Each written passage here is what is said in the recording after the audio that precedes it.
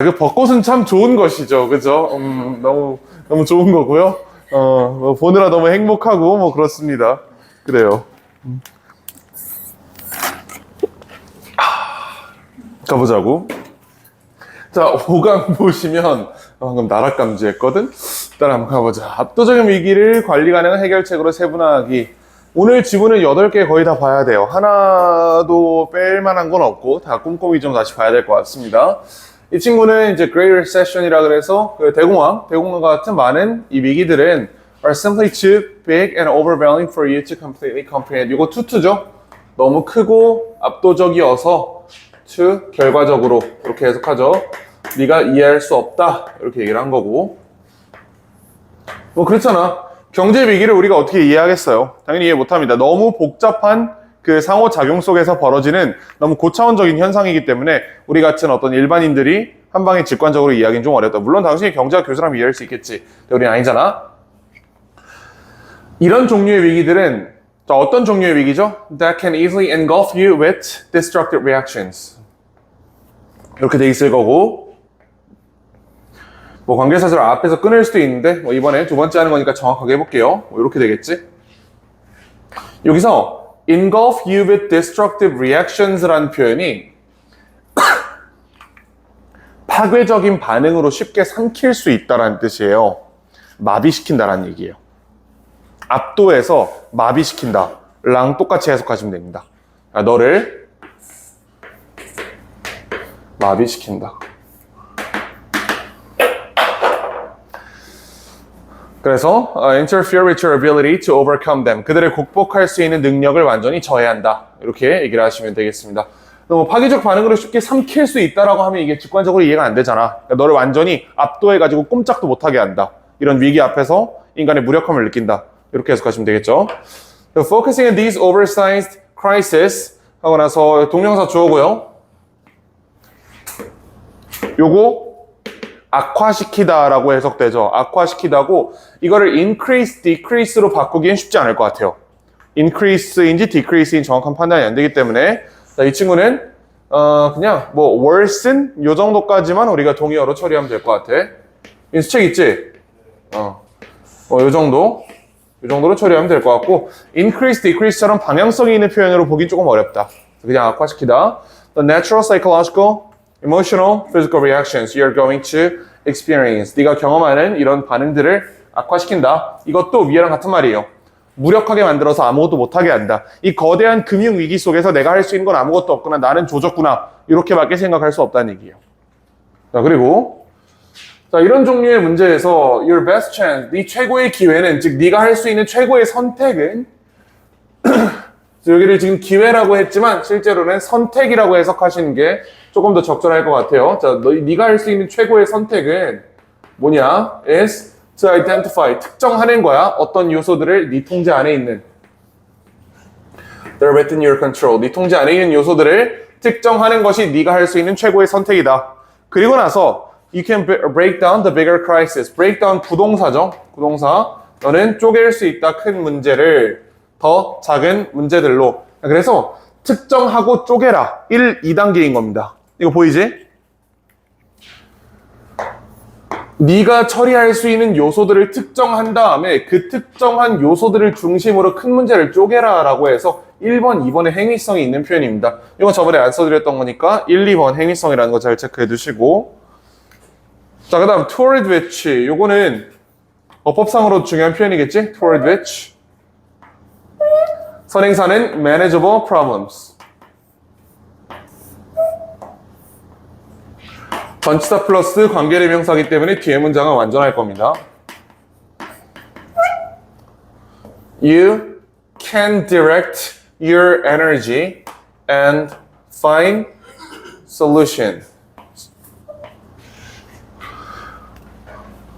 네가 네 에너지를 향하게 하고 해결책을 찾을 수 있을 겁니다. 어디를 향해서? 그 통제 가능한 문제들을 향해서. 이거 뭐뭐를 향해, 뭐뭐에 대해라는 전치사 해석이 들어있기 때문에 이 친구는 반드시 toward which를 쓰셔야 되고요. where 같은 걸로 바꾸는 건 쉽지 않을 것 같아요. 맥락상.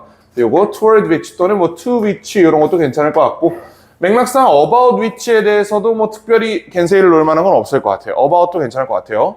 근데 요거 이외에 in which 같은 건 조금 힘들지 않나 싶고, 근데 어차피 잘 아시는 것처럼 전치사의 종류로 오답을 판단하지는 않기 때문에 전관대인 것만 확인하면 된다. 선생님들이 어차피 적절히 괜찮은 전치사로 바꿔놨을 겁니다.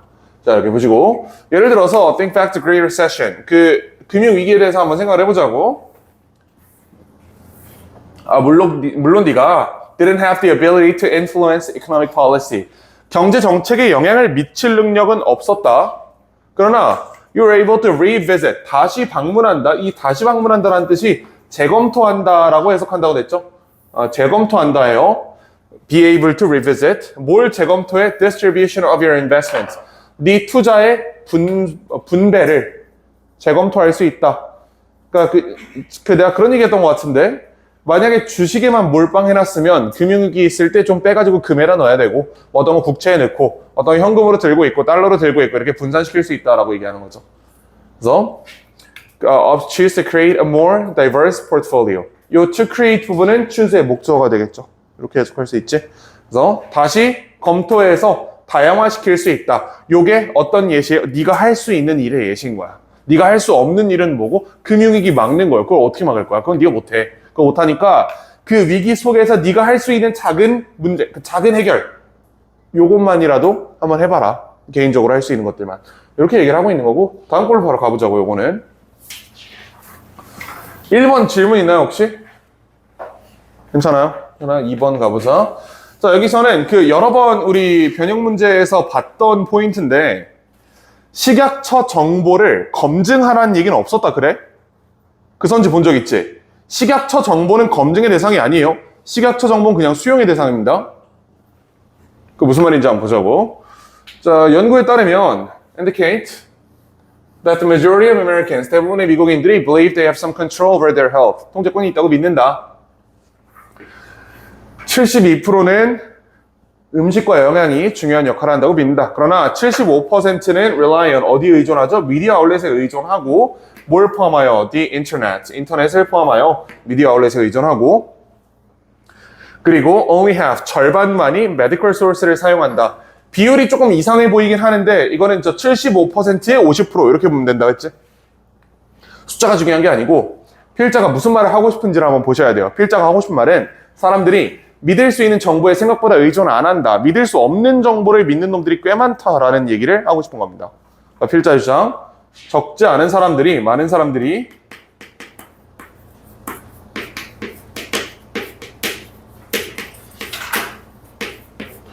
신뢰할 수 없는 할 수 없는 정보를 믿는다.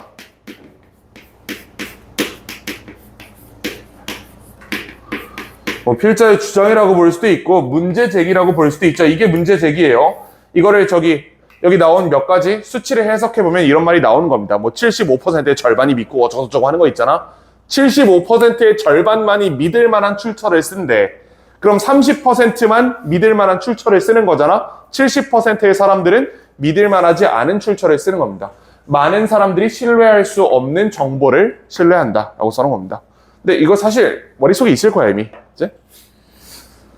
자, 그 다음에 Nutrition Listivers라는 메일링 리스트를 찾아보니까 10만 개 이상 결과가 나왔고요. It is likely that 뭐 할 가능성이 높다? 가조 진주어죠. 그럼 이거 나온 김에 한번 말씀드리면 likely에서 문장이 끝나요. likely가 형용사다. 이거 내가 얘기했지? 이거 당신들 쓰지 말고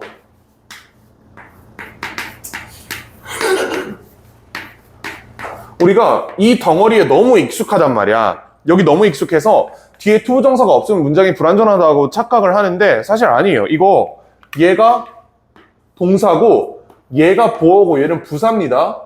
그럼 부사가 없다고 문장이 불완전해지지는 않죠. 필수부사를 제외하고. 그리고 얘는 필수부사가 아니잖아. 필수부사는 is 뒤에 나오는 게 필수부사란 말이야. 방향성 나타내는 거. 필수부사 아니기 때문에 이 친구 없어도 돼요. 그래서 likely에서 문장이 끝나도 되는 겁니다. 다만 이제 해석상 모자랄 뿐이지. 근데 이 문장에서는 likely에서 끝나야만 해석이 돼요. 이 뒤에 투부정사 못 붙여. 한번 생각을 해봐. Many of these writings are not reviewed by nutrition experts. Is likely. 이 많은 이 글들이 전문가들에 의해 검토되지 않았을 확률이 높다. 에서 그냥 해석이 끝나버리잖아요. 얘는 뒤에 to 부정사가 올 여지가 없어요. 물론 뭐 쓴다면 likely to be 뭐 이런 거 쓸 수 있겠지만 굳이 그런 거를 없어도 되죠. 이건 해석상으로도 완전하다고 인정할 수 있고 여기에서 보어로서 문장이 종료가 된 겁니다. 꼭 이게 아니어도 likely에서 문장이 끝날 수 있다는 거는 잘 기억을 해 두셔야 돼요. 어쨌든 전문가들에 의해 검토되지 않는다. 자, 그 다음 인터넷 사이트 마케팅 herbs, drugs and health devices. 자, 이런 사이트들은 감독되지 않는다. 정부 규제 기관에 의해서, 식약처에 의해서. 그 다음에 종종 포함한다. misleading information. 여기서 주의할 점. 하나는 수동태 동사고 하나는 능동태 동사인데 그건 전혀 중요하지 않다고 했지. 수동태와 능동태를 병렬로 묶는 데 있어서 어법상의 제약사항은 없습니다. 얘 수동이고 얘 능동인데 전혀 문제가 안 돼. 자, 그 다음에 reputable food companies. 저거는 이제 필자가 좋다고 평가해준 음식 회사들인데 얘네들은 helpful facts about the content of their product. 그들의 상품에 대해서 어떤 유용한 정보를 제공하기도 한다. 그러나 commercial sites devoted to 분사 잘 봐야 됩니다. devoted to sales. 여기서 얘를 잘 봐야 되는 이유가 있어. 이거 해석이 능동처럼 돼요. 헌신하는 이잖아. 근데 저건 헌신된으로 해석이 돼야 된단 말이지. 이거 해석이 헌신하는 이에요.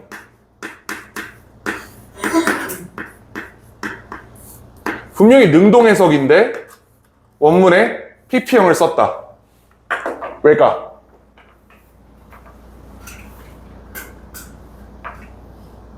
devote가 타동사예요. devote를 ing로 쓰고 싶으면 뒤에 반드시 목적어가 있어야 돼. 근데 없잖아, 뒤에. 그래서 하는 임에도 불구하고 ing 안 썼다라고 생각하시면 됩니다. 물론 그거보다는 그냥 원래 관용 표현인데 devoted to 뭐뭐에 헌신하는 이란 관용 표현인데 devoting이 안 되는 이유를 정확히 어법적으로 생각해보면 devoting은 뒤에 목적어가 있어야 돼. 그냥 타동사라서. 뒤에 목적어 없기 때문에 devoted라고 기억을 하시고 약간 억지죠. 약간 억지예요. devoted to 명사가 그냥 관용어고요. 사실 그게 주 이유인데 그렇게 얘기를 할 수는 없잖아, 내가. 그래서 일단 두 가지를 다 전달을 드리면 요 덩어리 있죠? 이게 명사에 헌신하는 이라는 관용어구입니다. 이걸 이용해서 얘기를 한 거고 이 자리에 ing가 못 들어간다는 걸 문법적으로 조금 빈약한 설명이긴 하지만 우리 입장에서 뒤에 명사가 없으니까 ing가 안 된다라고 생각하면 일단 헷갈리진 않을 것 같아. 물론 그게 100% 정확한 설명은 아닙니다. ing여도 명사 안 올 수도 있거든. 자동사일 수도 있잖아. 누가 알아? 모르는 건데 여기서는 devoted to 명사라는 요 구조, 요 관용어구를 사용한 표현이다. 저건 devoting 되면 틀렸다라고 볼 겁니다. 이게 너무 관용화된 표현이기 때문에. 잘 보시고 매출에 헌신하는 이 회사들이 often post misleading health claims 잘못된 주장을 포스팅하기도 한다. 자, 그 다음에 internet sites maintained by government agencies, universities 어쩌고저쩌고 이런 것들에 의해 유지되는 인터넷 사이트들은 evidence-based information 증거에 기반한 정보를 제공하고요. 이 인터넷 사이트들에 대해서 두 번째 동사가 should be예요. provide should be the first source. 첫 번째 출처가 되어야 한다. 정보 찾을 때. 자, 내가 시작할 때 얘기했는데 이 글 어디에도 식약처 정보 검증하라는 얘기 없습니다. 검증 대상은 이거지. 상업 사이트의 정보는 검증 대상일 수 있지. 물론 그마저도 정확히 나와 있는 것도 아니야. 추론을 하더라도 얘는 검증 대상이 되겠지만 얘는 검증 대상이 아니에요. 식약처에서 공개한 정보를 우리가 검증할 필요는 없다. 분명히 추론해도 그건 안 되는 정보입니다. 3번으로 가봅시다.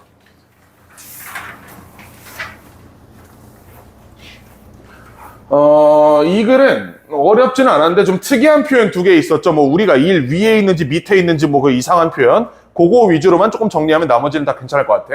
자, 빠르게 가보자고. Embrace the servant leader's way of doing things. 뭐 그렇대요. 그렇다 치고 Nothing was beneath us. 이게 첫 번째 문장이죠. 아무것도 우리 밑에 없었다. 요걸 무슨 뜻인지 정확하게 한번 생각을 다시 해보자.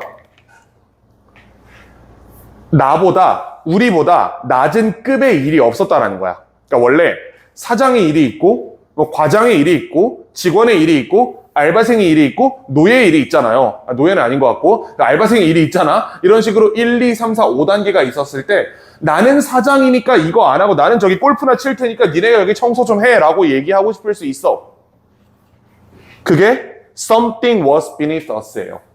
나보다 밑에 있는 일이 있다. 나는 여기고 너는 여기야. 네가 여기에서 이 일을 해야 돼. 나는 골프 치러 갈게. 이게 something was beneath us. 그럼 nothing은 아무것도 내 밑에 없었다기 때문에 내가 가장 바닥에서 일을 했다라고 얘기하는 거예요. 내가 사장이지만 알바생처럼 일했다라는 게 이 문장이야. 이거 이해되지? 무슨 말인지? 나보다 낮은 급의 일이 없었다. 내가 가장 바닥에서 가장 허름한 일을 했다라고 얘기를 한 겁니다.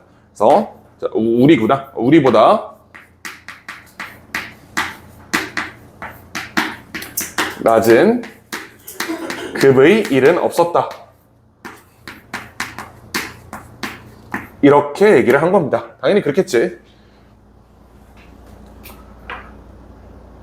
근데 뭐 뒤에 가서 얘기를 하겠지만 그렇다고 평생 뭐 바닥만 닦으란 얘기는 아니었죠. 그거 오래 하면 안 된다라고 얘기도 했어. 자, we led by example and did the work. 일을 했고요. When new salesman came into the store. 새로운 어떤 영업사원이 들어왔을 때 여기 동사 3개 있었다. He would를 공유한 채로, 자, 얘 공유야. 이거 공유한 채로 1번 look around. 둘러보고요. 2번 notice. 인지하고 이거 would 공유예요. 그 다음 3번 assume. 이 동사 모두 앞에 얘는 공유되고 있다. 이렇게 표시되어 있죠. Would look around, would notice, and would assume. 여기까지는 괜찮을 거고. 그 다음 뭐 첫 번째 거 됐고요. 이 notice가 지각동사잖아, 이 친구가. 얘가 지각동사인데 목적어,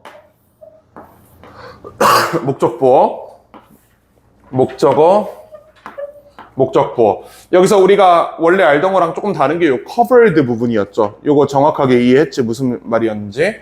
이 자리에 covered 들어간 이유 다시 한번 설명을 드릴게요. 우리가 초등학교 때 또는 중학교 때부터 이렇게 배웁니다. 지각동사가 나오면 뒤에 목적어 나오고 원형부정사 또는 현재분사가 온다. 또는 그 당시의 표현으로 돌아가 보자면 동사 원형이랑 ing가 온다. 이렇게 배웠을 거야. 근데 이거 말고 이 자리에 분명히 pp도 올 수 있단 말이야. 언제? 얘랑 얘 사이가 수동일 때. 이거 이해돼요? 무슨 말인지? 이 친구들이 오는 경우는 얘네들이 능동일 때 오는 거고 이 친구가 오는 경우는 얘네들이 수동일 때 오는 거예요. 자, 그래서 지금 보시면 notice란 동사를 기준점으로 잡아놓고 찰스가 바닥 닦고 있는 거지. 얘네 사이 능동이야. 그래서 ing입니다. 찰스가 닦다라는 거는 능동 관계에 있기 때문에 ing 또는 이 자리에 폴리시까지만 쓰고 끝낼 수도 있어요. 이건 차이가 없어. 자, 이쪽으로 오면 내가 커버를 하는 게 아니잖아. 커버된 거잖아. 뒤집어 쓰임 당한 거죠. 이 사이 관계는 수동이기 때문에 여기는 그냥 pp만 써야 됩니다. 다른 게 안 돼요. 내가 만약에 여기다 커버나 커버링을 쓰잖아. 그러면 내가 밀가루 포대를 이렇게 안고 있는 게 돼버려. 이건 조금 좀 다른 차원의 문제지. 좀 피곤하신 거예요. 어제 과음하신 거예요, 사장님이. 그건 아니고 내가 밀가루에 뒤집어 쓰여진 상태를 얘기하는 거기 때문에 이건 커버해줍니다. 이거 잘 기억해 두시고요. 세 번째 동사 assume 하고 나서 여긴 대시 빠져 있죠. that 이하를 추정한다. 뭘 추정해? decision maker, 의사 결정자가 거기 없다는 걸 추정한다. 즉 사장이 없다라고 생각을 했다. 왜? 사장이란 양반들이 한 놈은 바닥 닦고 있고 한 놈은 밀가루 뒤집어 쓰고 있어. 그러면 딱 들어왔을 때 사장처럼은 안 보이잖아. 사장이라 하면 약간 그 선글라스 쓰고 금목걸이 한 다음에 저 검은 정장 입고 골프백 이렇게 들고 있는 게 보통 사장이라고 생각을 하는데 이 양반들은 누가 봐도 그냥 직원이야. 그러니까 아, 사장님 안 계시는구나. 우리 사장님은 근데 왜 이렇게 힘들게 하여튼 우리 사장님 12시까지 1, 2학년 애들 스카에서 봐주던데. 그치? 너네 스카 어떻게 쓰냐 그러면? 그래 스카에서 안 하고 노래를 써. 아, 오히려 반대로? 우리 사장님은 조금 열심히, 약간 우리 사장님이 이거 하시는 것 같기도 하고, 그치? servant leadership인가, 이게? 뭐 급한 거, 뭐, 어쨌든, 하여튼 그렇고. 자, 저 apostrophe D 있죠? 저거 would라 그랬지? 저거 head라고 보면 안 된다? 저게 특별히 head일 이유가 없어요.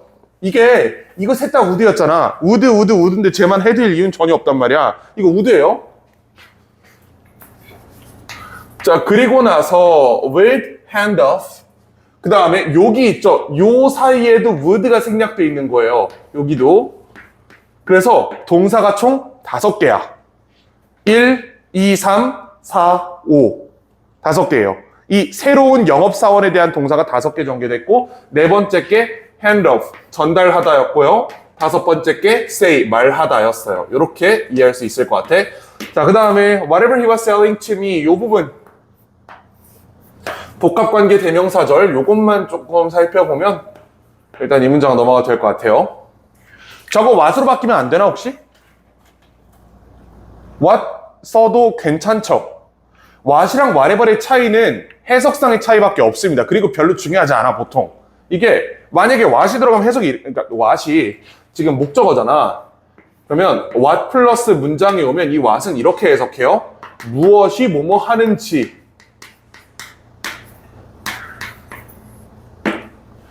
그가 팔고 있는 것이 무엇인지를 전달한다. 또는 그가 팔고 있는 것을 전달한다. 이렇게 해석이 될 거야. 이게 what이야. 별로 어색하지 않은 거야. 특히 이쪽으로 보면 전혀 어색하지 않죠? 자, whatever를 쓰면 무엇, 뭐뭐 하던 지, 간에라고 해서 이 간의 부분이 붙는 게 whatever이에요. 근데 해석상은 사실 그놈이 그놈이란 말이야. 걔가 무엇을 팔고 있던지 간에 이거를 전달한다라는 얘기고, what을 쓰면 팔고 있는 것을 전달한다. 그냥 이 정도 해석입니다. 그놈이 그놈이지.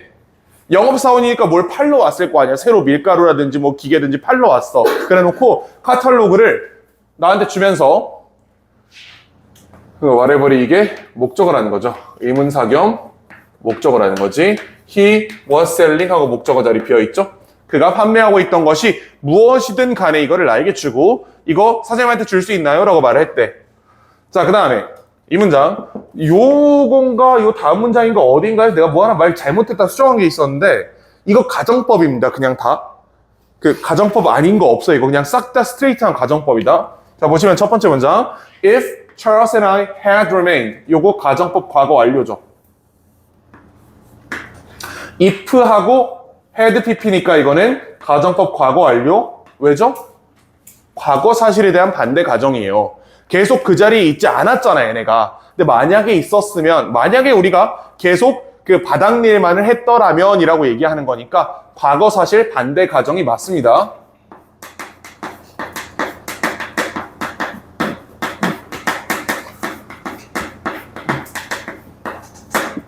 Had remained in the bakery for too long. 너무 오랫동안 있었다면 we wouldn't have been able to grow. 이거 would have pp에 be able to가 결합한 형태예요. 그러니까 여기서 보시면 would have pp 요만큼 있지? 이만큼이 가정법 과거 완료를 만들어주는 거고, 나머지 애들이 동사예요. be able to grow and scale이 동사야. 우리가 원래 그렇게 볼 수 있잖아. 여기 있는 be able to grow, 클 수 있고 성장할 수 있지 않았을 것이다 라고 해석을 하시는 겁니다. 동사가 한 9단어 되잖아요. 근데 실제로는 그냥 wouldn't have been, 토요일이라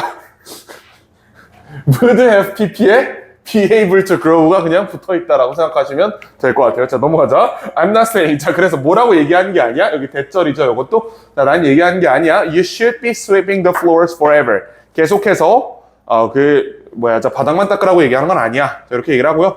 저 나오는 벗으로 해석한다고 말씀드렸나요? 그거 얘기했었지? 왜냐면 앞에서는 이 servant leadership이 좋다라고 지금 얘기를 하고 있었던 거잖아. 근데 갑자기 야, 근데 계속 이것만 하면 우리 조졌어 라고 얘기하는 거니까 이건 벗으로 보시는 게 적절하겠다. 자, it's more about modeling what's important. 무엇이 중요한지를 모델링하는 것에 가깝다.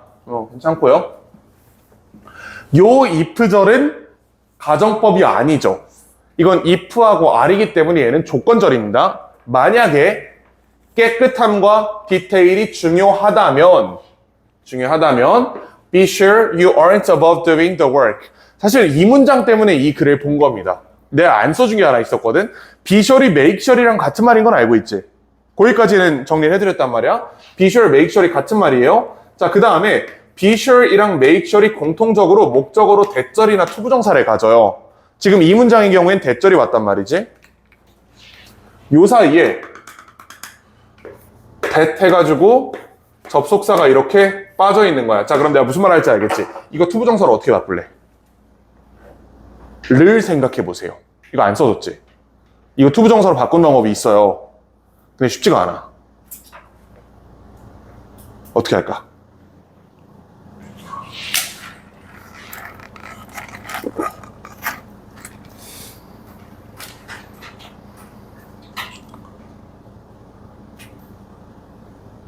원래 하던 대로 한번 해보자고, 우리가.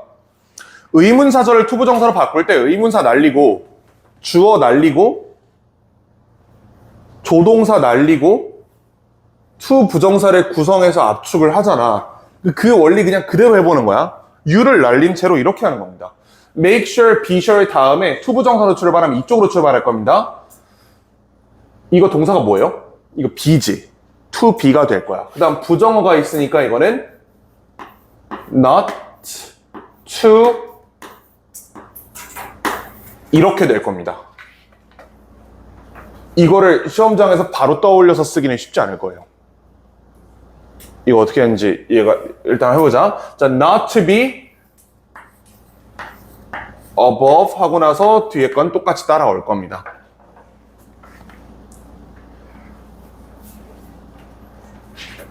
요 문장에서 요 문장으로 온 걸 생각해보면 여기 not 부분을 먼저 처리를 한 거예요. 준동사의 부정형은 앞에다 not을 붙이기 때문에 이걸 먼저 앞으로 빼줘. 그래서 not이 앞으로 나온 거야. 주어를 날리고 요 R이 남았잖아요. 요 R을 어떻게 투부정사로 처리할 거냐 생각해보니까 저게 to랑 붙으면 to be가 되겠네. R이 비동사니까. 그래서 뒤에 to be가 온 거예요. 그럼 뒤엔 그대로 붙은 거고.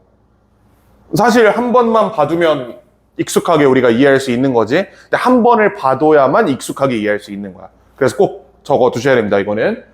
Be sure not to be above. Be sure that you aren't above. 이렇게 해석하시면 될 것 같아요. 자, 그 다음에 이 부분, 이제 해석상으로 중요한 건 여기죠. above doing the work. 이 above의 목적어로, 얘의 목적어로 1번 doing the work, 2번 pitching in 이렇게 돼 있었던 거지. 이거를 above doing이라고 한 덩어리로 해석해가지고 일을 더 초과해서 하다라고 해석하는 순간 글이 무너집니다. 그럼 해석이 반대 방향으로 가버린단 말이야. 그러니까 이거는 above에서 딱 끊은 다음에 뭐뭐보다 위에 있지 않음을 확실히 해라. 아까 비슷한 얘기 있었지? 이 문장. 아무것도 내 밑에 없다 그랬잖아. 일이 나보다 밑에 있지 않음을 확실히 해라. 네가 일보다 위에 있지 않음을 확실히 해라. 이 얘기예요. 제가 같은 말이었어. 자, 그래서 네가 흑인 말고 자, 너가 위에 있지 않음을 확실히 해. 뭐 위에? 일하는 거랑 협력하는 거. 이거는 저기 아래 것들이 하는 거지. 형은 저 골프나 좀 치고 올게. 요렇게 하지 말란 얘기예요. 네가 직접 들어가서 도와줘라. 이거 정확히 이해하셨죠? above의 목적어가 doing이랑 pitching입니다. 그렇게 보시면 괜찮겠지? 좋습니다. 들어와서 물어봐라. How you can help. 네가 어떻게 도울 수 있는지. 이거 how 이거 명사절 돼 있지 이거는. If it is clear your team is in the weeds. 요것도 조건절이에요. 만약 명확하다면 요 if절이 이렇게 조건이고 요 it이 가주어란 말이야. 그리고 여기 이렇게 대시 빠져가지고 얘가 진주어를 이끌고 있어요. 이만큼이 진주어입니다. 네 팀이 고생하고 있다는 게 명확하다면 물어보지 말고 뛰어들어라. 아니 네가 괜찮아 네가 해야지 라고 얘기를 하는 거예요. 그래서 이 문장은 글은 쉬웠고 요 두 개 문장 aren't above doing 요거랑 여기 있는 nothing was beneath us 정확히 해석하시고 그다음 저번에 설명드리지 않았던 이 부분 투부정사로 압축하는 것까지 정확하게 이해해 두시면 사실 조금 과하긴 하거든. 시험에서 물어보긴 조금 너무 어렵긴 해. 근데 또 모르잖아. 또 마지막 시험이라고 불 지를 수도 있으니까 이런 것까지 잘 체크해 두시고 자 그다음 호흡 조절 가봅시다. 뭔가 호흡 조절, 시간 조절이 안 될 것 같다는 생각이 지금 조금 드는데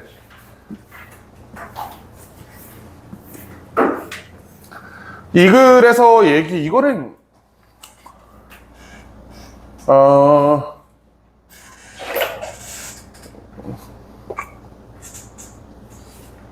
이건 뭐 특별히 어법적으로 어려운 문장은 아마 내용을 한번 생각해 볼까? 자, 이 글에서 얘기하는 거는 호흡을 통해서 뭘 할 수 있다예요? 호흡을 조절해서 교감신경계를 껐다 켰다 할 수 있다라고 얘기한 거야. 교감신경계 통제가 가능하다. 인위적인 통제가 가능하다라고 얘기한 게 이 글이었어요. 교감신경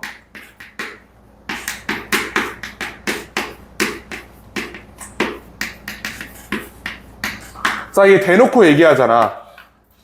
숨을 천천히 쉬면 각성 상태가 풀릴 거라고. 그래서 네 긴장이 완화될 거라고 대놓고 얘기를 했단 말이야. 한번 빠르게 보자, 한번 이거.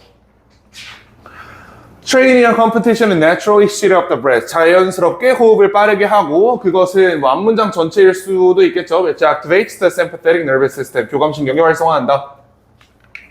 뭐 문장 전체 잡아도 되고요. 숨쉬기 잡아도 되는데 그 training and competition만 안 잡으면 될 것 같아. 저건 복수니까. 저것만 빼고 나머지 다 잡아도 됩니다. 자, 이거 괜찮아. 뭐가 괜찮아? 이거 호흡 빨라지고 교감신경 활성화되는 거. 교감신경 활성화되는 게 괜찮아. 왜냐면 athlete wants to produce 만들어내고 싶기 때문에 아드레날린을 그 다음에 compete and train 경쟁하고 싶기 때문에 각성 상태에서 그러니까 당연히 이때는 오히려 선호된다는 거지. 교감신경이 활성화되어 있는 게 그 정도 상식적인 얘기고 자 그러나 it is equally important for an athlete to learn how to mentally and physically downshift. 자 마찬가지로 비등하게 중요하다 배우는 것이 하고 나서 how 이건 명사절은 아니고 투부정사로 붙어있죠. 요거 명사절 바꾸는 건 보여드렸죠. How he can 이렇게 쓴다 그랬어. he인 이유가 예의 의미상 주어가 아니야 이거 어디 갔어? 그 예의미상 주어가 예잖아, athlete잖아. 그래가지고 he를 갖다 쓴 겁니다. 문장의 주어를 갖다 쓴 게 아니고 요거는 how he can 하고 나서 이렇게 he 의미상 주어를 he로 갖고 왔다. 이렇게 쓰시면 되겠고. 다운시프트 하는 거 뭐 속도를 낮추다 라는 얘기고 그 다음에 outside performance, focus, their attention and slow breathing 요 포커스가 누구랑 병렬 구조인지에 관해서 그때 한번 논의를 했던 것 같은데 이거를 얘랑 병렬로 묶어도 큰 문제 없고 얘랑 병렬로 묶어도 큰 문제는 없습니다. 뭐 to learn에 묶는 거면 이거 하는 게 중요하다라고 해석하는 거고 뒷부분에 묶으면 이거 하는 것을 배우는 것이 중요하다라고 하는 건데 뭐 그놈이 그놈 아니겠어 사실?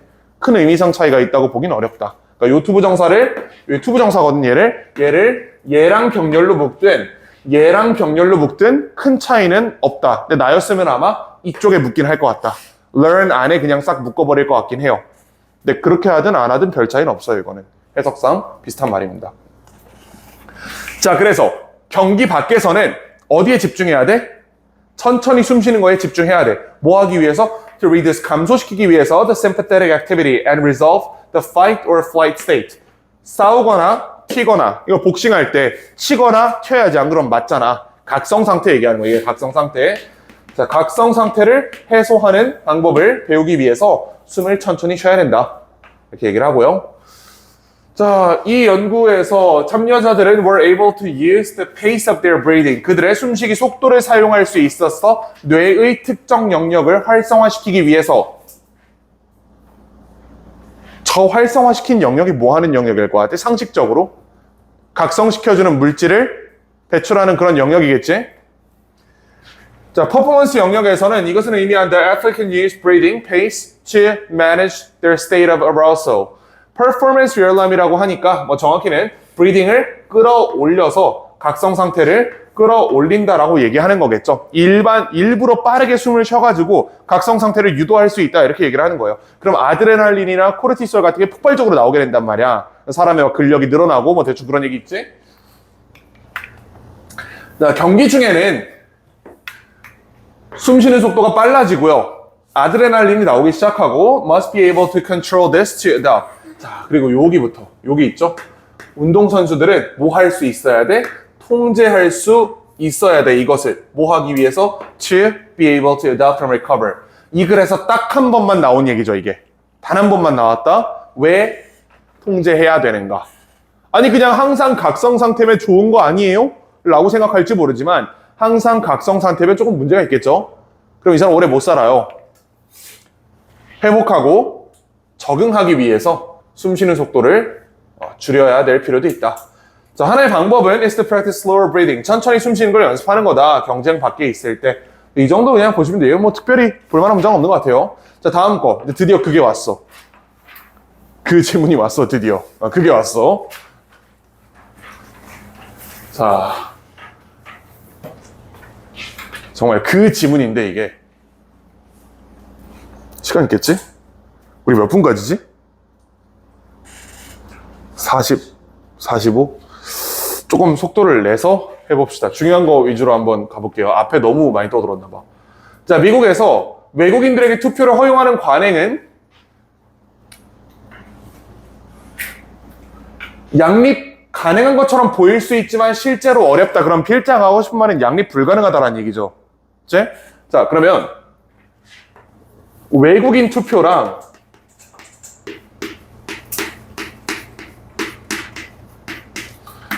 배타적 시민권이라는 이 두 개의 개념이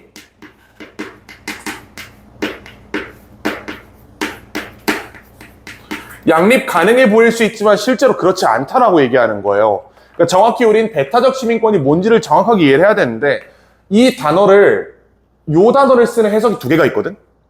내가 그때 얘기했던 것 같아. 하나는 약간 그 영주권적인 개념, 그리고 제한적 시민권 이렇게 얘기를 했던 거고, 또 하나는 시민권 자체를 굉장히 희소한 자원으로 취급하는 거예요. 근데 이 문맥상 두 번째 해석이 훨씬 적절할 것 같아.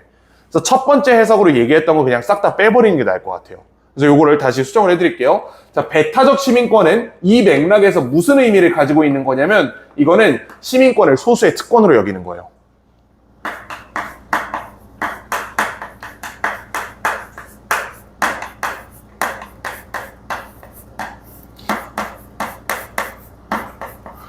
restrictive citizenship이랑 약간은 다른 해석으로 해야 될 것 같아.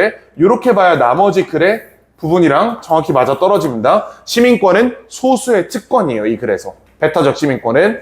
자, 소수의 특권이라는 개념이랑 외국인한테 투표를 하게 하는 개념은 당연히 말이 안 된다고. 왜? 소수의 특권이라며 개나 소나 다 투표할 수 있게 한 거잖아. 이 두 개가 양립이 안 된다는 얘기입니다.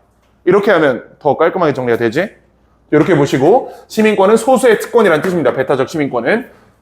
이걸 인정한다면 이건 당연히 인정하면 안 되는 거다. 이걸 인정할 거면 얘는 포기해야지. 그냥 우리 시민권은 그냥 개나 소나 다 가지는 거예요 라고 그냥 인정을 해버려야지. 그러면 이렇게 얘기를 하는 거야. 이렇게 보면 뒷문장이랑 얘가 똑같은 말이 돼요. 이걸 좀 수정할 시간을 드려야 될 것 같으니까 내가 첫 번째 할 때 이거를 조금 다르게 얘기를 해줬거든. 제한적 시민권이라 그래서 그거를 좀 수정을 해주시고, 시민권은 소수의 특권이라는 의미를 가지는 겁니다. 이게 배타적 시민권의 이 맥락상에서의 정의예요.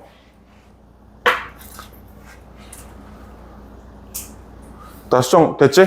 수정할 게 있을 거야 분명히. 자, 다음 문장 보시면 만약 투표권이 모든 권리 중에 하필 투표권이 외국인의 손에 있다면, 즉 외국인 투표가 허용된다면, 그렇다면 Why should they not count as citizen? 그냥 걔네 시민으로 만들어야지. 아니 그럼 시민권은 소수의 특권이 아닌 거잖아 라고 얘기하는 거야. 이 첫 번째, 두 번째 문장이 정확히 똑같은 말을 하고 있는 거예요. 그렇게 보면. 비시민이 투표를 할 수 있다면 그냥 걔네가 시민이지 왜 비시민이야? 라고 의문을 제기하고, 자, 두 번째.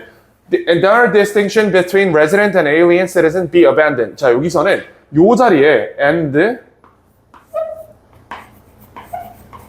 why should가 아니고 shouldn't입니다. 이거 월수금인가 화목토인가 둘 중에 한 반에서 내가 거꾸로 써준 거 있었거든. 이거 shouldn't까지 정확히 들어가 있는지 확인해 주세요. 저기 not이 있어서 이 병렬 구조에도 not이 포함되어 있어야 돼. 해석상 그래. 그래서 이거 should가 아니고 shouldn't야. shouldn't. 지금 여기 수정이 바쁜 거 보니까 2반에서 내가 잘못 얘기했구나. should가 아니고 shouldn't입니다. 이거는. 그냥 걔네 왜 시민으로 보면 안 돼? 자, 그 다음에 왜 그냥 구별이 사라지면 안 되냐고 물어보는 거야. 그냥 시민, 비시민 구별 없애버리고 싹 다 시민이나 치셔. 아니 그 투표도 하는데 왜 실업 구별 안 줘? 그냥 다 줘 그냥. 이라고 얘기를 하는 거예요. 그래서 요거 꼭 수정해 주세요. 이거 아예 거꾸로 얘기했다. shouldn't 부정이에요. 그러면 첫 번째, 두 번째 문장이 정확하게 같은 말이 되지. 시민권이 소수의 특권이라면 외국인 투표는 안 돼. 외국인 투표를 하고 싶으면 시민권이 그냥 개나 소나 가지고 있는 그런 권리라는 걸 인정해야 돼. 이렇게 얘기를 한 겁니다. 자, 실제로 이러한 생각이 뭐 뒤에 있을 거야? 그 외국인 투표가 사라진 근원이 될 거야. 즉, 미국은 배타적 시민권이라는 이 개념을 포기하기 싫었어. 우리 미국이야. 우리 전 세계 일황 미국이야. 우리 시민권 아무나 못 가져. 라는 생각을 유지하고 싶었기 때문에 얘랑 양립하지 않던 외국인 투표를 갖다 버릴 수밖에 없었다. 라고 얘기하는 겁니다. 그리고 뭐 사실 정책적인 이유가 있었어요. 그 인디언들을 국민으로 받아들이면서 얘네 투표권을 인정하기 싫었거든. 뭐 그런 얘기도 있었고. 자, 그래서 이런 것 때문에 외국인 투표가 사라졌다. 물론 미국이 그냥 투표권 줄 수도 있었는데, 시민으로 만들어줄 수도 있었는데 그건 싫었다고. 왜? 배타적 시민권을 유지하고 싶었다니까. 시민은 우리 백인들만의 것이야. 이렇게 하고 싶었어.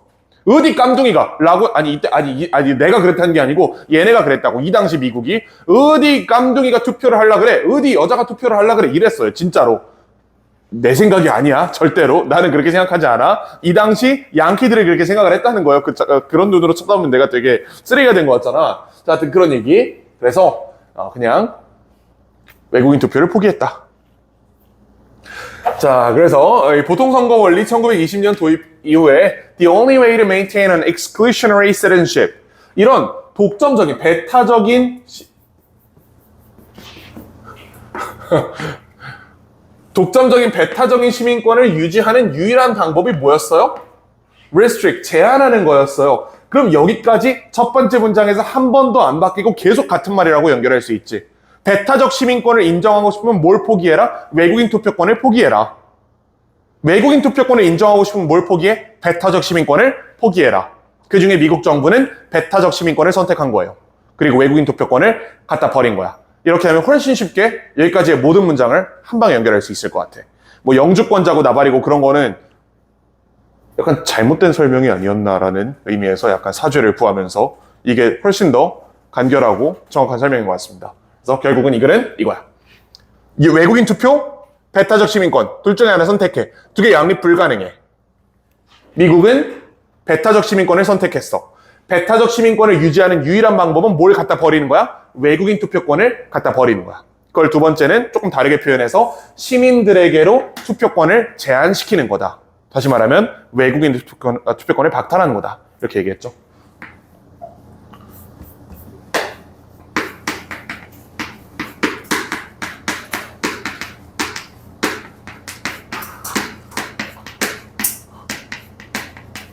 이거 정확히 수정이 되셨나요? 어떤 개념인지? 너무 넓은 개념으로 가지 말고 그냥 딱 두 개로 보면 좋을 것 같아요. 배타적 시민권, 외국인 투표권. 얘 버리고 얘 골랐다, 미국은. 자, 그리고 나서 이제 정리하면 민주주의 이론에 따르면 이런 구별은 용인될 수가 없습니다. 이런 구별이 뭐예요? 거주자와 시민. 즉, 거주하지만 시민권자가 아닌 사람과 시민권자 사이의 용인은 이거는 용인이 안 된다. 민주주의 원리에 위반된다. 이렇게 얘기한 거고. 자, 여기서도 하나의 고리만 보여드리고 바로 다음 질문으로 넘어가 볼게요. Take part in it 있지, 요거.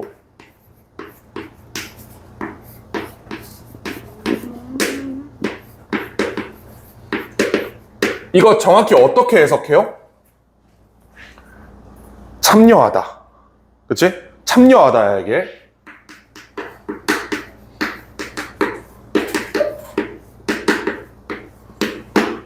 참여하다는 다시 말하면 뭐라 그랬어? 법의 지배를 받다였죠.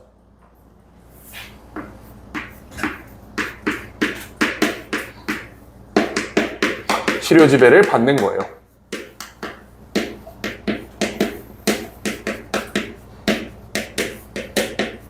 이 두 개가 같은 말로 쓰였지. 왜 그런 얘기 했잖아. 외국인이 우리나라에 살고 있어도 걔는 대한민국 법의 규제를 받아요. 외국인이라고 해서 법 어기면 경찰관이 안 잡지 않아? 어차피 잡아. 자, 그럼 제일 중요한 개념. 누군가가 그 사회에 참여하는지, 다시 말하면 그 사회 법에 실효 지배를 받는지 판단하는 가장 좋은 기준이 뭐라 그랬어? 거주성. 걔가 살고 있으면 걔는 실효 지배를 받는 거야. 외국인이어도 동물은 아니고, 자, 외국인이어도 우리나라에 살고 있으면 이 사람은 대한민국 법의 지배를 받는 거다.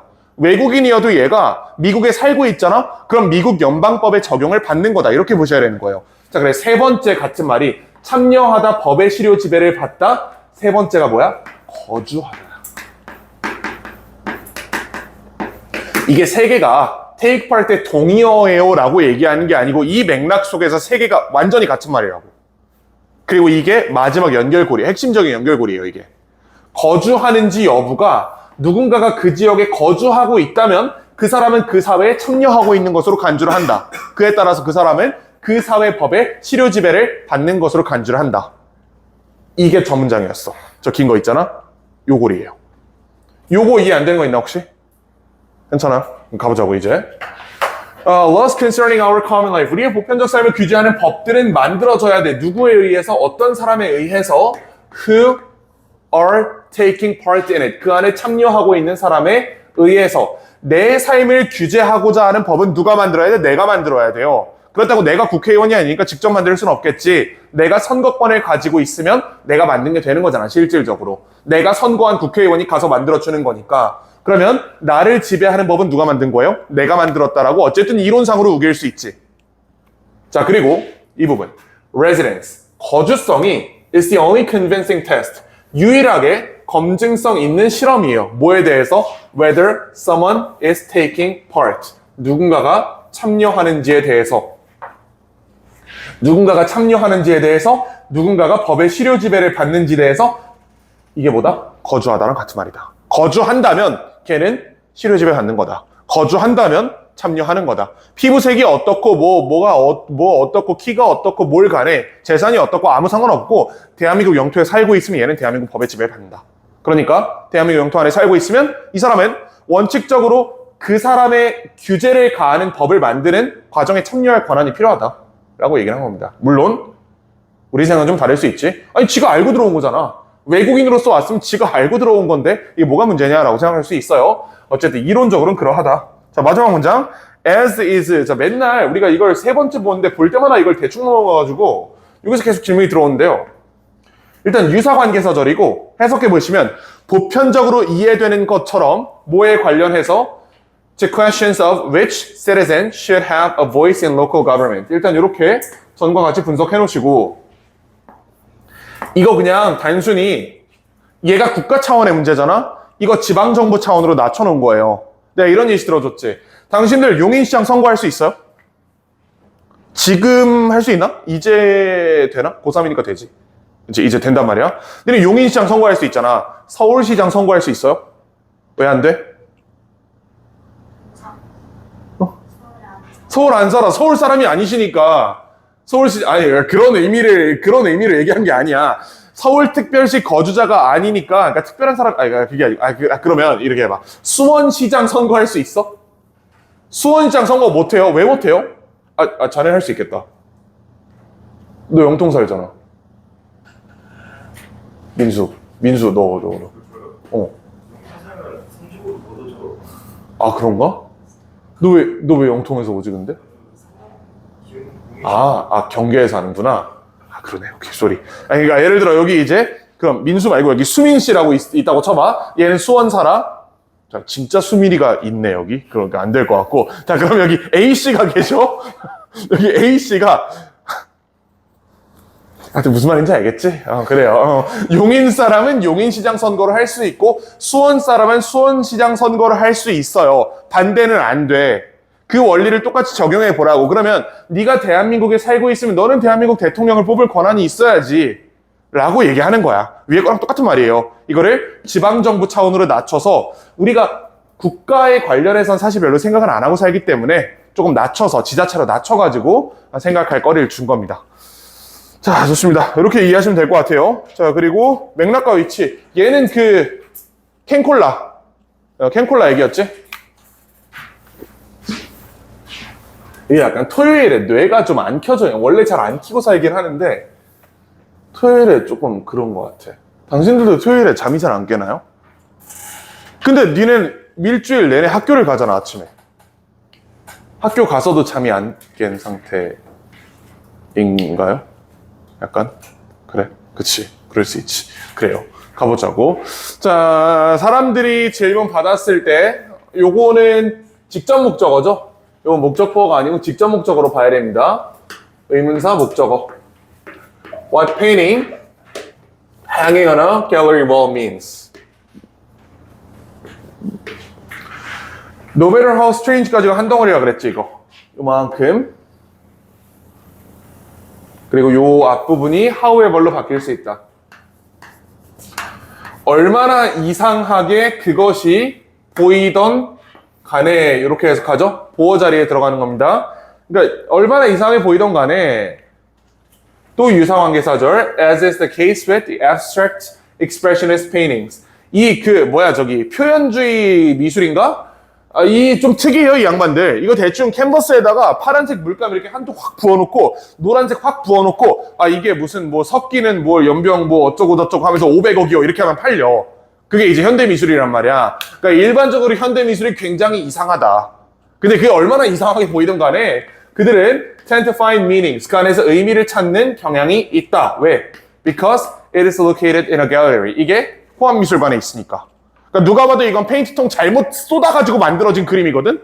이거 5살짜리가 실수로 툭 쳐가지고 쏟아진 건데 이게 호암미술관에 걸려있다는 이유만으로 500억, 600억, 800억 이렇게 되는 거예요. 그리고 어떤 돈 많은 양반들은 가서 이거 참 깊은 의미를 가지고 있군요. 제가 500억을 지불하겠습니다 하고 갖고 오는 거야. 그러니까 미친놈들이지. 자, consider soda can found thrown away on a city street. 여기서 요 found 관련해서 학교에서 이거를 주관대 플러스 비동사 생략이라고 말씀을 하셨대요. 혹시 기억나나? 그럼 이렇게 해보자. 자, 일단 이 can을 조동사로 해석한 사람은 없죠. can 찾을 수 있었다 이렇게 해석한 사람은 난 없다고 믿고 싶어. 만약에 있었으면 창문 이쪽입니다. 찾을 수 있었다 아니에요. Consider soda can. 그다음에 found thrown away on a city street. 일단 이렇게 묶이고 이거 find A, B에서 출발했다 그랬지. 기억나나? find A, B. find A, B를 수동 변환하면 어떻게 되죠? A is found B 이렇게 된단 말이야. 근데 이 친구 자리가 원래 형용사 자리예요. 얘가 형용사 자리야. 그리고 형용사 중에 분사가 있잖아. 그래서 여기 그대로 분사가 온 겁니다. 얘가 thrown이에요. thrown away. 얘가 B야. 얘가 A고. 버려진 상태로 찾아진 소다캔을 생각해봐라. 이렇게 해석을 하는 거고요. 자, 학교에선 이런 해석을 제시했습니다. 이 자리에 which is found thrown away 이렇게 말씀을 하셨는데 사실 두 개가 같은 말이에요. 그냥 똑같은 말이야. 결국 핵심은 find A, B로 수동 분사를 구성할 수 있냐 없냐 이거예요. which is가 생략됐다고 보더라도 which is의 보어 자리에 found away가 들어가 있는 거잖아. thrown away가 들어가 있는 거잖아. 어쨌든 같은 해석이고 이렇게 found가 있다고 하더라도 이 found의 보어로서 thrown away가 있어야 되는 거니까 사실은 같은 말입니다. 그래서 요거 which에 생략됐다고 볼 수도 있고 그냥 얘를 수동분사 변환했다고 볼 수도 있다. 어쨌든 결론은 같다. 지금 뭔가 나 지금 사람들 놓친 것 같거든 방금. 다시 한번 이게 무슨 말이었냐면 지을 필요 없어요. 똑같은 거 할 거야. 소다캔이 목적어예요. 이게 명사야. 자, 그리고 나서 find A, B라고 우리가 알고 있는 이 오형식 표현이 있어요. 이 자리가 형용사 자리입니다. 여기가. 이렇게 되는 거야. A를 B한 상태라고 생각하다, 발견하다 이런 뜻이잖아. 이 상태에서 얘를 수동문으로 바꾸면 A가 주어 자리로 가면서 발견된다 하고 나서 B한 상태로 이런 문장이 만들어진단 말이야. 여기까지 괜찮죠? 괜찮지? 우리 다 괜찮아? 여기까지? 괜찮아? A's found B가 나온단 말이지. 이 상태에서 얘를 삭제하고 이렇게 분사로 A 수식으로 붙여버린 거예요. 이게 저 문장이에요. 자, 그래서 여기 can, 얘가 A잖아. 원래는 can is found thrown away 라고 하면 이 문장이랑 똑같아. 근데 그 상태에서 is를 빼고 얘를 직접 그냥 분사로 만들어서 can에 대한 수식으로 붙여버린 거야. 그래서 found가 pp형으로 can을 수식하는 거고 이 뒤에 있는 thrown away 이 부분이 저 B 부분이 되는 겁니다. 버려진 채로 찾아지는. 그래서 이렇게 해석하시면 될 것 같아. 괜찮죠? 요거는 내 서술형으로 쓰기 되게 어렵거든. 그러니까 엄청 복잡한 논리가 들어있는 건 아닌데 한 방에 보자마자 딱 쓰긴 되게 어려운 포인트예요. 그래서 얘는 짧으니까 웬만하면 좀 암기를 해두시는 게 좋을 것 같다는 생각이 듭니다. 바로 이건 영작해 쓰기는 좀 어려울 수 있어요.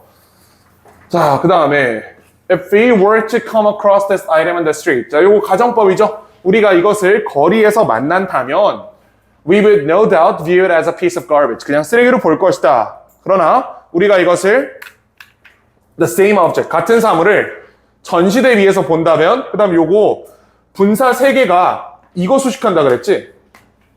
전시대를 수식한다 그러면 전시대의 이름이 붙어야 돼요. 그건 아니야. The displayed, 전시되고 signed, sign 되고 세 번째 given, 받은 거야. 그래서 뒤에 여기 나와 있는 게 직접 목적어죠.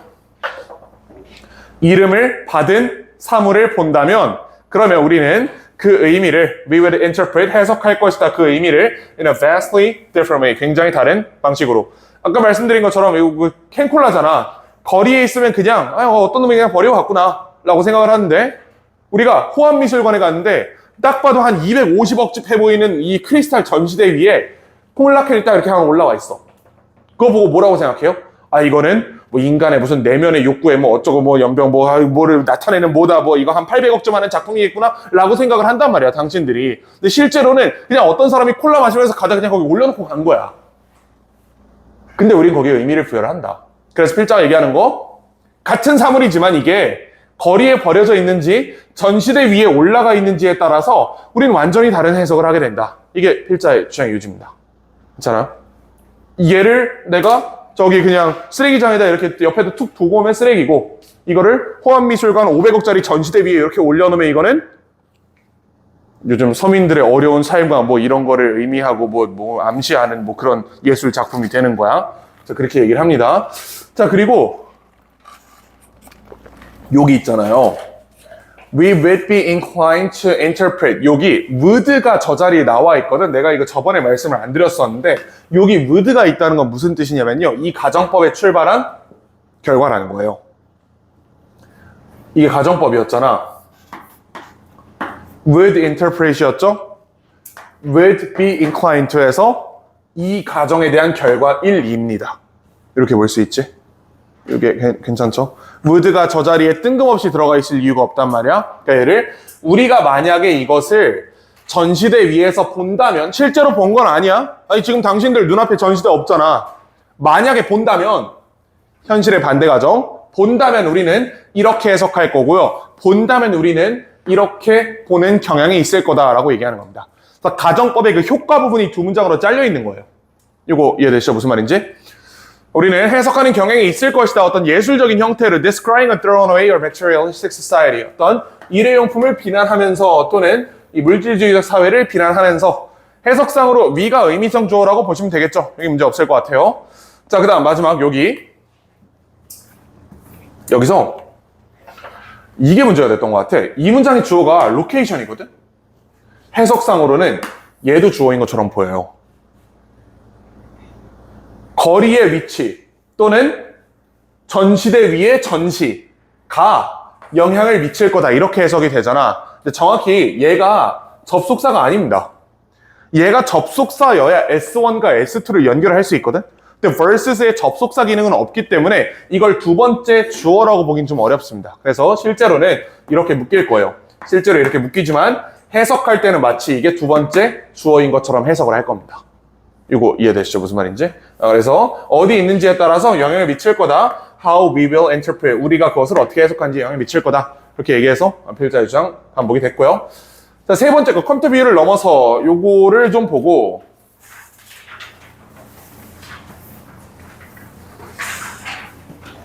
요거랑 문학의 읽기, 이게 4개, 2개. 둘 중에 하나밖에 못할 수 있을 것 같은데? 큰일이네. 일단 한번 해봅시다. 자, 여기서는 요거 질문이 좀 있었거든? 이 행동주의가 왜 튀어나왔냐? 이게 무슨 의미가 있냐라는 질문이 들어왔었는데, 저 행동주의는 인간의 사고를 행동 중심으로 관찰하는 사상이에요. 그 필자는 이거를 특별한 의미를 가지는 표현으로 쓰는 게 아니고 그냥 잘못됐다라고 얘기하는 거야. 이 행동주의, 행동만 보고 사람의 어떤 의도를 관찰하는 거 당연히 한계가 있을 것 같지 않아? 당연히 완전하지 않겠죠? 그것만큼이나 컴퓨터 비유도 멍청하다라는 얘기를 하고 있을 뿐입니다. 그래서 행동주의가 뭔지 구체적으로 우리가 알 필요는 없어. 근데 만약에 궁금했다면 행동을 이용해서 어떤 사람의 그 기저에 깔려있는 의미 이런 것들을 추정하는 그런 접근법이다. 컴퓨터에 의존하는 것은 may well prove to be limited. 제한된 것으로 증명될 수 있다. 자, 근데 뭐만큼이나 제한됐어요? 이것만큼이나 제한된 것. behavioralism만큼이나 멍청한 것으로 여겨질 수 있다. 라고 얘기를 하고, 자, 심리학자들은 이미 여기에 문제를 지적하기 시작했다 하고요. 첫 번째로 일부는 문화인류학으로 접근을 했고, as a way of understanding the factors, 요소들을 이해하는 방법으로 어떤 개인들의 뇌 밖에 있는 요소들 that help the individual make sense out of the world. 이게 맥락이지, 맥락. 뇌 밖에 있는 정보들을 이용해서 뭔가를 이해한다라고 하면 그 사건이 벌어진 주변의 환경들을 이용해서 이해한다고 얘기하는 거잖아요. 이게 맥락입니다. 맥락을 이용해서 인간이 정보 처리한다라고 본 게 문화인류학적 접근이고, 뭐 이게 실제로 뒤에 있는 얘기랑 별로 다른 얘기는 아니에요. 거의 똑같은 얘기입니다. 이렇게 얘기를 하시고, 다른 사람들은, 이 양반들은 뭐라고 생각하냐면 The computer analogy carries with it. 컴퓨터 비유는 유감스러운 전환을 가지고 있다. 의미의 구성으로부터 정보의 처리로 넘어가는. 자, 의미 구성에서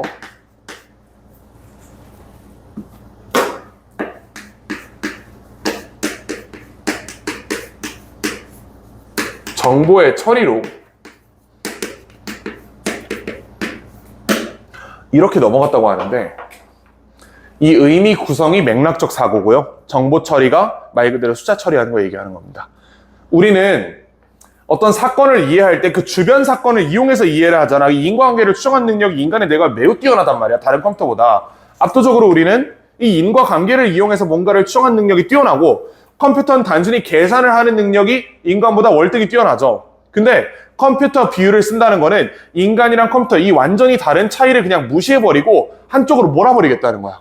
문제가 있다라고 얘기를 하는 거죠. 그래서 인간은 의미를 구성해서 컨텍스트를 이용해서 이해를 하는 건데, 여기로부터 이쪽으로 전환하는 우를 범했다라고 얘기하는 거예요. 인간의 지능을 측정하는데 이걸로 측정했다는 거예요. 쉽게 말하면.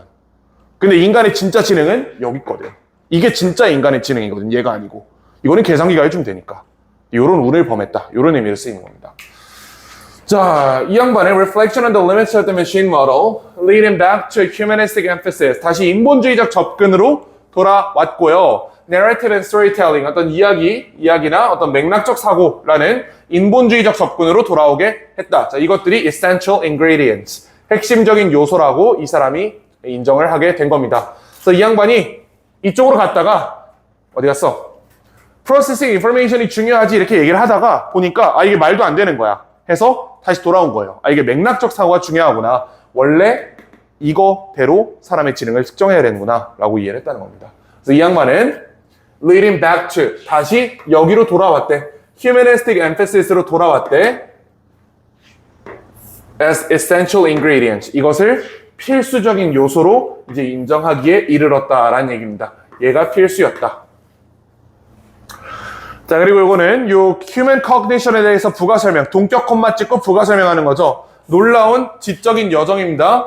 That reveals both the power and limits of computers as guide to the way we think. 요거 이렇게 일단 묶어주시고, 그 컴퓨터의 힘과 한계가 아니고 가이드로서 컴퓨터의 힘과 한계예요.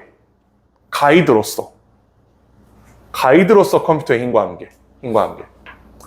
컴퓨터 자체 당연히 힘이 있지. 당연히 한계도 있어. 근데 그걸 얘기하는 게 아니고 우리의 생각을 이해하는 방법으로서 컴퓨터 비유를 얘기하는 겁니다. 그래서 쉽게 말하면 여기 컴퓨터에서 가이드, 이게 컴퓨터 비유를 얘기하는 거예요. 컴퓨터 비유가 물론 정확한 부분도 있을 거야. 수치화했다는 부분에서 정확성도 있을 겁니다. 하지만 한계가 훨씬 컸죠. 그 얘기를 하는 겁니다.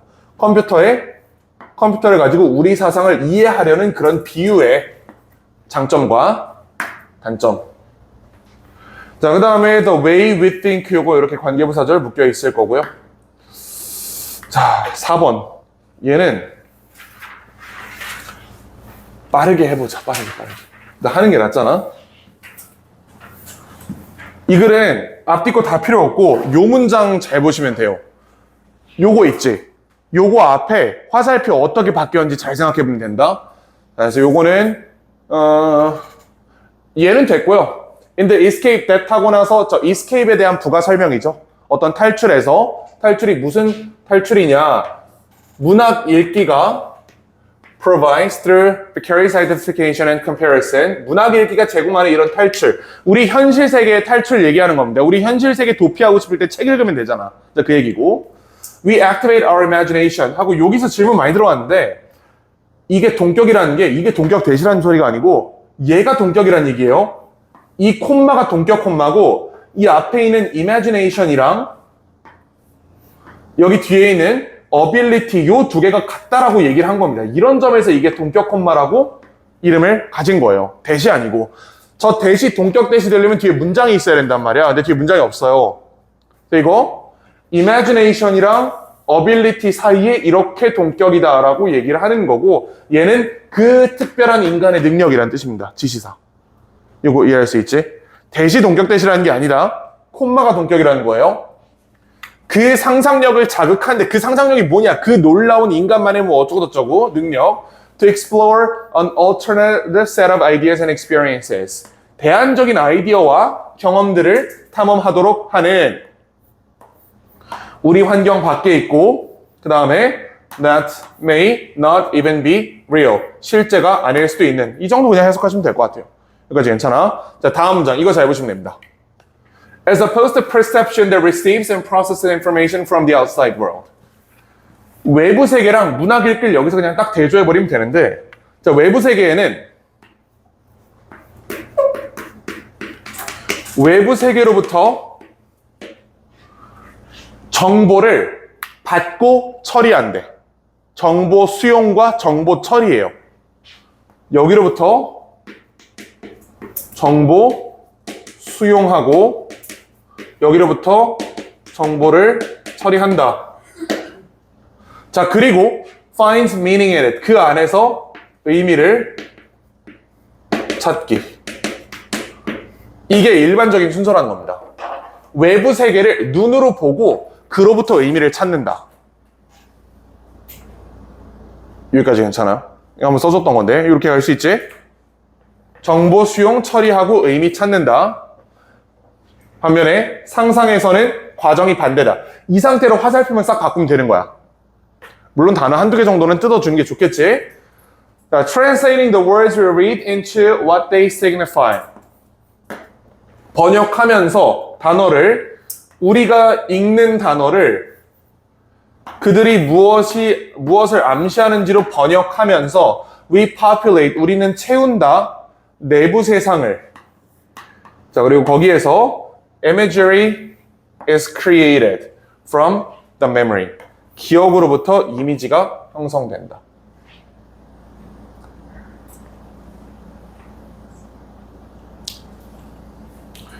의미를 찾아서, 문자에서 의미를 찾아서 기억을 거쳐서 이미지를 만들어낸다라고 얘기하는 거예요. 그리고 이 말이 나왔으니까 하는 말이지만 실제 세상에서 정보 수용을 하는 이 수용되는 정보가 뭐야? 저게 이미지예요. 이게 시각 정보잖아. 눈으로 보는 거. 이게 이미지야.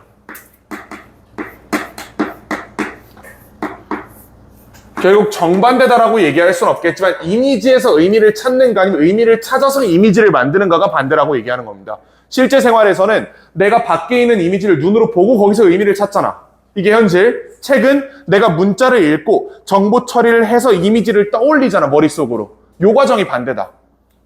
뭐 외부 세계 이런 것까지 가는 건 넘어간 것 같고 이미지를 딱 핵심적인 키워드로 잡았을 때 이미지에서 의미가 나오느냐 아니면 의미에서 이미지가 나오느냐 이걸 구분하시면 될 것 같아요.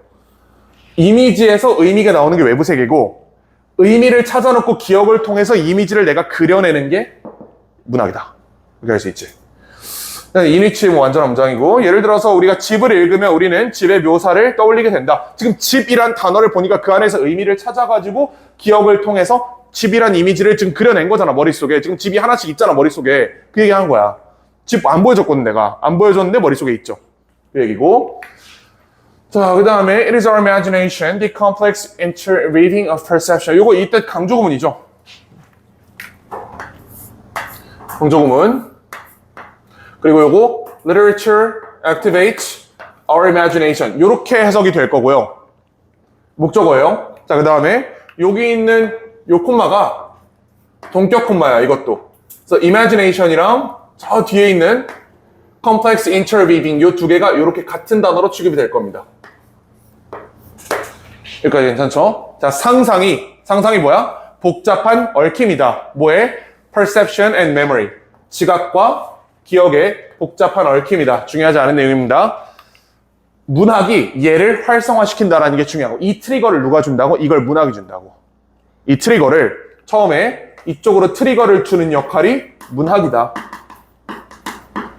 외부 세계에서 출발하거나 문학에서 출발하거나 이미지로 오는데 과정이 반대다. 이거 이해했죠, 정확히? 이거 체크됐지? 자, 그 다음에 releasing a latent creativity that pleases. 이거 분사구문인데 이거는 사실 원래는 의미상조를 리레이처로 잡아야 되는데 imagination으로 잡는다고 해서 큰 문제는 없을 것 같아요.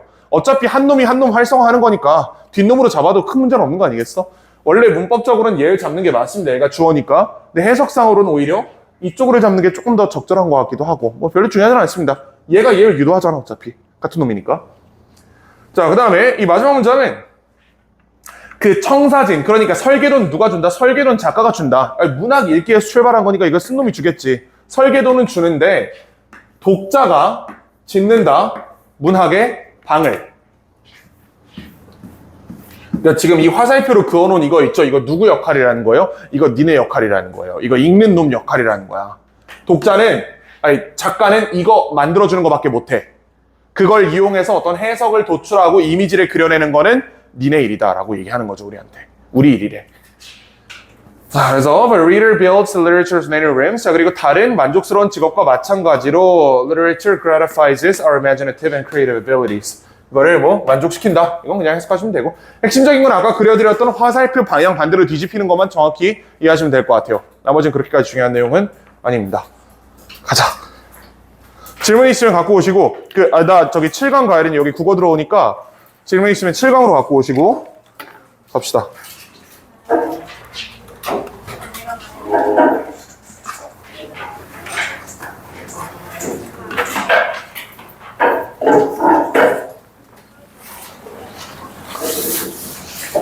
아이고. 맞다. 이거.